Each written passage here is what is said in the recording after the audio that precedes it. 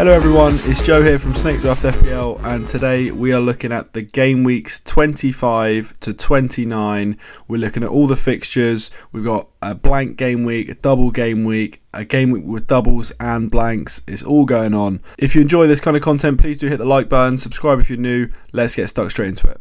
Okay, then before we get bogged down too much, I'm just going to go ahead and say from the start that the majority of the work done for this video was done by Ben Krellin on Twitter, created by @BenKrellin. He is in partnership with Fantasy Football Hub. I've got some screenshots taken from his fixture planner, which is absolutely the best thing that you'll find on this topic. He is absolutely clued into the fixtures, the TV schedules, the blanks, the cup rounds, everything. So big thanks to him, because I 1 year tried to do all this research myself and it took me literally hours every week, so I gave up and now completely rely on him, as do many people in the fantasy football community. So @BenKrellin on Twitter is the man for this kind of stuff. So to start with, I'm going to look at the game weeks 25 to 29 as a whole. We're just going to kind of go through and kind of team by team ish, and just see like if there's any opportunities or any traps that we may fall into. So we'll start off with game week. We'll start off with Arsenal, I think, at the top there, and it's very easy. We'll look at the four teams that double in game week 25. So it's Arsenal, Everton, Liverpool and Wolves. All four of those teams have a double game week in game week 25. Arsenal and Liverpool have really good fixtures. Leicester away, Everton at home for Arsenal, and Palace away, Wolves at home for Liverpool. So yeah, both really strong double game weeks. Everton have Villa at home and then Arsenal away, which is okay. Wolves have Fulham away, Liverpool away, which is actually sneaky pretty tough, I think. In respect with the rest of the game weeks, Arsenal and Everton are in quite an interesting situation where game week 26 is just a regular game week, all single game weeks, no blanks, no doubles. Game week 27, a few teams have a double. And game week 28 is a big blank game week. So game week 28, we're looking at possibly 4 or 5 games going to be rescheduled due to the FA Cup quarterfinals that play that weekend. And then game week 29 looks like it's going to be a pretty big double game week. Now, Everton and Arsenal both will play the double game week this week in 25, and then just have singles 26, 27, 28, and 29. So no blanks, no more doubles. Now, this is quite handy, especially if you have stocked up on a couple of these players. Especially like Everton players, it is quite handy. I will say the only downside to Everton specifically is that their game in game week 28, when a lot of teams blank, is Chelsea away, which is not the easiest fixture. They then go into game week 29 when a lot of other teams have doubles, and it's Tottenham at home, which is tricky as well.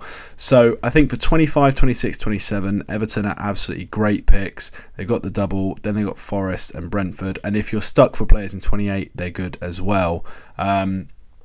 Arsenal have great fixtures after the double game week. Bournemouth at home, Fulham away, Palace at home, Leeds at home from 26 to 29 is so good. So it's just an absolutely great time to hold any Arsenal assets. Obviously, it's tricky to pick any of them up because basically every single player that has any value is already picked, obviously. But I will say, if you can manage to get a trade off someone that's not maybe paying that much attention, or you're in a situation where you've got a lot of players that look like they're going to blank in game week 28, and you feel like you might need some reinforcements that week, Arsenal definitely have the best fixture of any team that week in game week 28. Looking at Liverpool, they have Palace away, Wolves at home this week, which is really good. Game week 26 is United at home, fine, whatever. Game week 27, another single game week, Bournemouth away.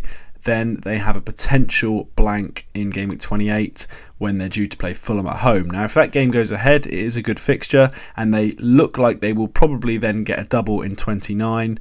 I'm not entirely sure who that will be. I think it'll be Chelsea. If they do get a double, I think it'll be City away, Chelsea away, which is quite tricky, but a double game week for a team like Liverpool is still a good thing, and that is looking quite likely. So if they don't blank in game week 28, then they look really strong because they'll go double, single, single, single, double potentially. So that is definitely something to keep an eye on. Now we will find out exactly who blanks in Game Week 28 after Game Week 25 finishes, actually during the doubles, because the FA Cup 5th round, which is the important week to find out who doubles, happens on Tuesday and Wednesday midweek after the start of Game Week 25. So we'll know before the Game Week 26 deadline what Liverpool's situation looks like, and what everyone's situation for Game Week 28 looks like as well. Moving on to Wolves, and now Wolves strike me as maybe just a touch of a trap. I'm still going to pump for them just because I can't resist a double game week. But Fulham away, Liverpool away is tough. I'd be reasonably surprised if they keep a clean sheet in either of those games. I've actually just done the game week odds for the Patreon members, and Wolves, even with that double game week, only have a 25% chance of at least one clean sheet, lower than the likes of Leeds, even Fulham, West Ham, who all have single game weeks. So Wolves, you do get the extra 2 points for the appearance, which is enough that it means that it elevates that percentage. The expected points are still higher just because they get those extra 2 points, which is halfway to a clean sheet as it stands. Their fixtures after that are also pretty tough. Tottenham at home, Newcastle away is reasonably difficult. Then it's Leeds at home in 28 if that game goes ahead. And then they have an unlikely double game week in 29, which could happen, but I think that's probably unlikely. Okay, so next up, let's look at the teams that double in Game Week 27, because that's the next most exciting thing I think that's happened. These doubles are confirmed. That's Palace, Saints, Brighton and Brentford. Now, there was a bit of doubt over the Palace-Brighton game because the reason it was postponed in the first place was due to rail strikes, because the Amex, where the game is being held, is pretty much impossible to get to on a match day without the trains. Now, there were actual train strikes due again for when they'd rescheduled it, but they've now since changed the day by it's now on the Wednesday instead of the Thursday, I think. So there aren't rail strikes, so that's definitely going to go ahead. And these four teams are really interesting, mainly because I think all four of the doubles are okay. Palace have City at home, Brighton away, which is probably the hardest pair of fixtures, I'd say. Saints have United away, which is tough, and then Brentford at home, which is not too bad. Brighton have Leeds away, Palace at home, which is great, and Brentford have Everton away, Saints away, which is pretty good. So all four teams have decent fixtures, and they all have pretty good fixtures in Game Week 26 as well. So Palace have Villa away, Saints have Leicester at home, Brighton have West Ham at home, and Brentford have Fulham at home. So what I would advise, and this is definitely true of Brighton and Brentford, who I think have, if we look at those fixtures as a group of three, probably the best set of three, is you want to be picking these players up in Game Week 26 waivers for sure, because a lot of people won't, I'll not say a lot of people, but there'll be many people out there that won't have noticed about the double game week in Game Week 27 when the 26 waivers happen. You can get a jump on them, get them in for a good fixture in 26, and then you've already got them in for the double for Game Week 27. Whereas if you wait till the Game Week 27 waivers, it's going to be a real scrap to try and get these players in, especially if you're up the top of the table and down the waiver pecking order. This is another... Just talking about Brighton and Brentford specifically, they obviously do blank in Game Week 25, this game week coming up as well, which is tough, especially as, there's three good games coming up in the following two game weeks. But I will say that I think you should try and hold on to any Brighton and Brentford players you can. I guess Brentford attackers, other than Tony and Mbumo, are droppable. But the Brentford defenders, I'd probably try and keep hold of if you can. I mean, if you're going to be down to like 8 men this week, then I probably wouldn't.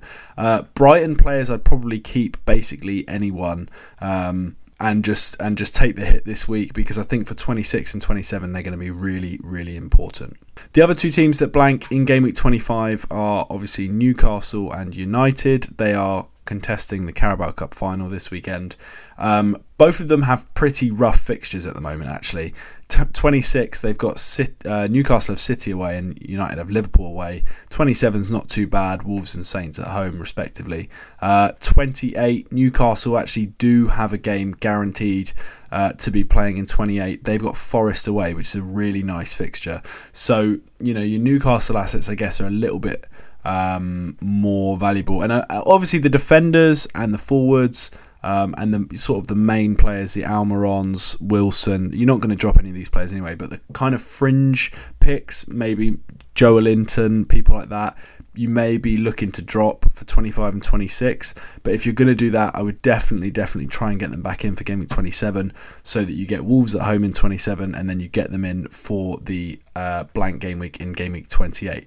I've not spoke about Gameweek 29 doubles that much, and that is because it's really difficult to predict what the Premier League are going to do, especially this far out when we don't even know exactly who's going to blank in Gameweek 28. So let's look at these next 3 game weeks specifically in a little bit more detail. Gameweek 25, 26 and 27.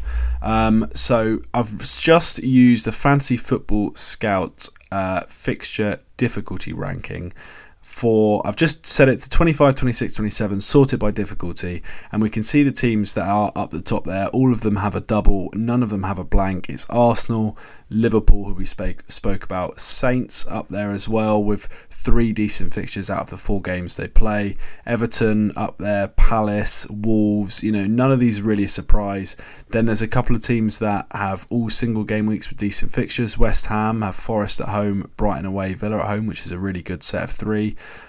Spurs as well, Villa, and then we get to the teams that start to blank. So for this little block here, because I think from Game Week 28 kind of everything changes, but I think if you're looking at these 3 game weeks in a block, these are the players you want to be targeting. Maybe a Saints player, Everton, Palace, Wolves, West Ham, these are the kind of pickups that if you're looking a little bit more longer term than a 1 week punt, these are the kind of players that you want to be picking up.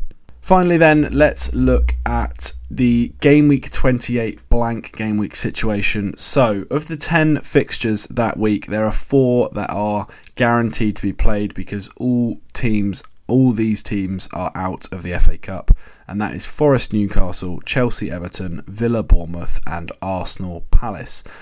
So those games are guaranteed to be played. So if you've got players from those teams that you're kind of thinking about dropping, it might be worth just holding on to them for the next few games because 28 could be an absolute bloodbath. Now, we also have it's either going to be Liverpool versus Fulham or Wolves versus Leeds is definitely going to be on. One will be on and one will be off because Fulham play Leeds in the FA Cup 5th round. Obviously, the winner of that tie will see their game blank in Game Week 28. I kind of hope that it's actually the Liverpool-Fulham game that gets called off because I think the more carnage, the better, really. And there's more options from Wolves and Leeds on the waivers to try and get through that week. Then the next most likely game to be on is Brentford-Leicester. Leicester need to beat Blackburn at home for that game to blank, which is reasonably likely. Then the next 3 fixtures all have both teams still remaining in the FA Cup. So obviously only one of these teams needs to win their tie to get through. That's Brighton United, City West Ham and Saints Tottenham. So I think the projected number of blanks that Ben has it as is 4.72, so maybe 5 blanks, 5 games go ahead. We'll see how it transpires. There's normally at least one upset. I wouldn't be surprised if it's maybe Leicester that have a bit of an upset and we see that game on. But we'll have to wait and see. But this is something to keep an eye on. As I said, all these games happen in the midweek after Game Week 25. So we will know by then which teams are going to blank in Game Week 28.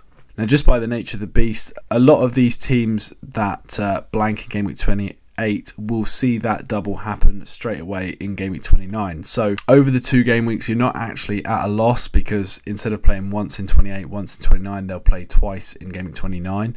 Obviously, there is waivers and transactions you can make in between those, so you definitely can still maximize your number of playing players by having someone that plays in 28 and then transferring them for someone that plays twice in Game Week 29. Obviously, then you get 3 fixtures instead of 2, and that is definitely something that I'll be trying to do as much as possible. Those 2 sets of waivers, the waivers for 28 and 29, are both really, really important. In fact, all the waivers are. From 25 now until 29, every single waiver deadline is really important, that you're planning a few game weeks in ahead, and that is something I'd really strongly advise you do with your team, and just make sure that you're well prepared for 25, 27, 28 and 29 when we know who is going to be playing.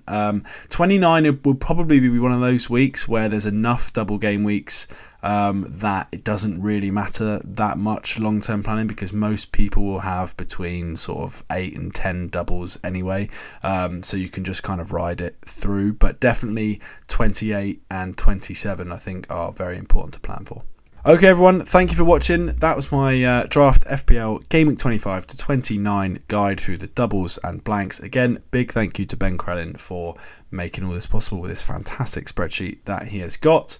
Thank you for watching. Like the video if you enjoyed, subscribe if you're new, check out the Patreon if you are interested, and we will see you next time.